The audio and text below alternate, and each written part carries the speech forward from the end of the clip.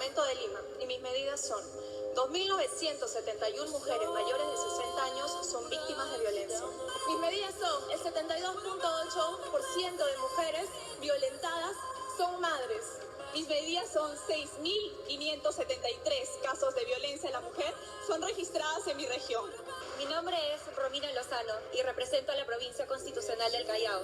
Y mis medidas son: 3.114 mujeres víctimas de trata registradas hasta el 2014. Debe centrarse en políticas de prevención, en ajustar la normativa, en crear conciencia entre la población y educar con igualdad. El campo de la psicología y la psiquiatría determinará. Y bienvenidos a Día de...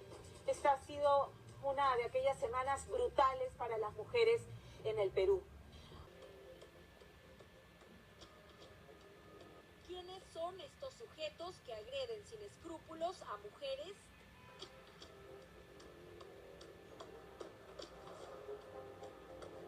Como país, conoció a Evi Ágreda hace 3 años y la habría dejado con quemaduras de segundo y tercer grado, afectando el 60% de su cuerpo y las zonas del rostro, cuello. Las cámaras de un hotel ayacuchano captaron la agresión que sufrió Arlet Contreras de mano de Adriano Pozo, su entonces pareja sentimental.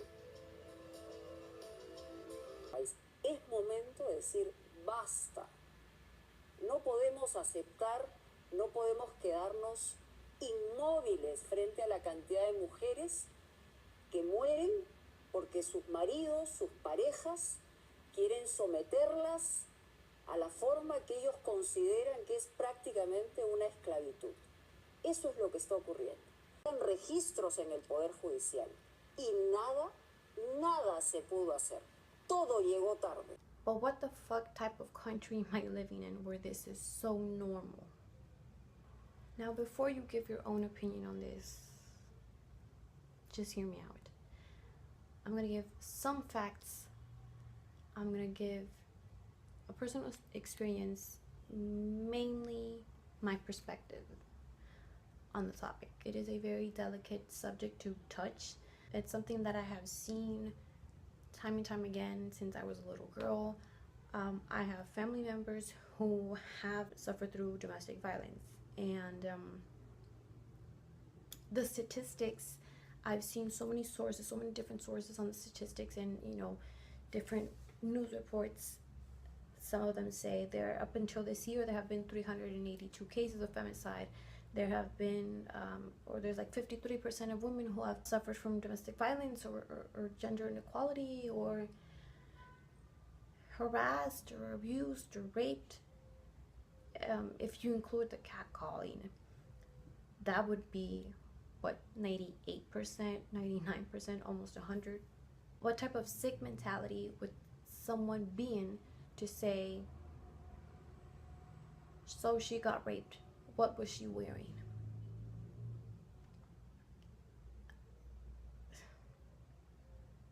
A few days ago, a woman was almost killed. She's still in intensive care in the hospital.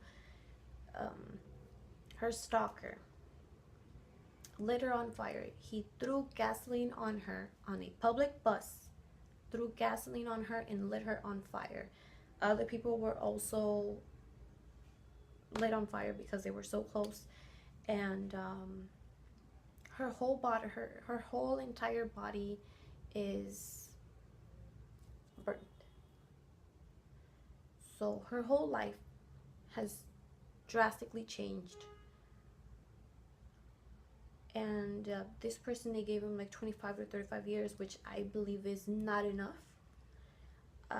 He recently confessed, and he even said, I told her, if you're not going to be with me, you're not going to be with anyone else. He constantly stalked her. He constantly harassed her. Once you reject a person, you just see their true selves. How many times have we rejected a date? How many times have we rejected, a relationship or whatever, because we don't want to be with that person, and that person, goes off on us? Like, that's the real person. I don't understand how it's so normal. I don't know what type of mentally stage you are in to think, okay, so she got raped. Well, what was she wearing? Like, that's the first thought. Like, your first thought isn't to be how can we make this society a safer place? You don't think, you know, if I have a daughter, if I have, you know, my sister, my mom, my own wife or girlfriend, how can I make this society better for her? How can I help? That's not your first thought. That's not your first instinct. Something is definitely wrong with you. I've had one experience where I was almost raped. I'm not really ready to talk about it by details. It was a group project and it was at this girl's house, and so we slept over because we had the whole night to finish the project. And we were about to go to sleep because we were all in the living room. It was like 2 girls and like 3 guys, and I was falling asleep, and then this dude tried something with me. No one helped. No one. Everyone thought it was a game or something like that. Like, bitch, do you see me laughing? Like, I'm not laughing. At the end, I protected myself and I kicked him in the back.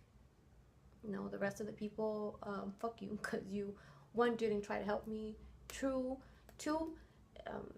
the next day when I explained the situation, they laughed it off. I'm like, bitch, I'm not laughing. Like, I'm not smiling. Like, this is not a funny situation. It's this country, this society is very sexist. Where I remember 2 days after that, like, a guy was really like, that person I didn't even have contact with. Like, he was not my friend. He was just in the group project. 2 days later, a guy I was talking to, like, texting, he invited me to his house, and then because I rejected the offer, I'm like, you know what, I'm really feeling very sensitive right now. I'm like feeling very vulnerable, and I'm not ready to, go out. Plus I have like 3 projects and then like 2 finals to really study. Person got mad, person insulted me, saying like, you're just like all Peruvian girls, like you're not from the United States, you're not from Las Vegas. I'm like, first of all, what does my nationality have to do with me rejecting the offer? I'm not saying, I wouldn't go out with you. I'm saying I don't want to go because I have these things, and this recently happened to me. So you really see their true colors. There are other people, there are so many cases where a woman was dragged by her hair because she rejected having sex with this man, even though yes, they both went into the willingly, I don't know, to the hotel room, and she at the last moment said she didn't want to have sex or whatever. So he thought it was appropriate to hit her and to drag her naked around outside. There are so many cases like this, and like I said, like, some sources say 53% suffer from domestic violence or something related to femicide.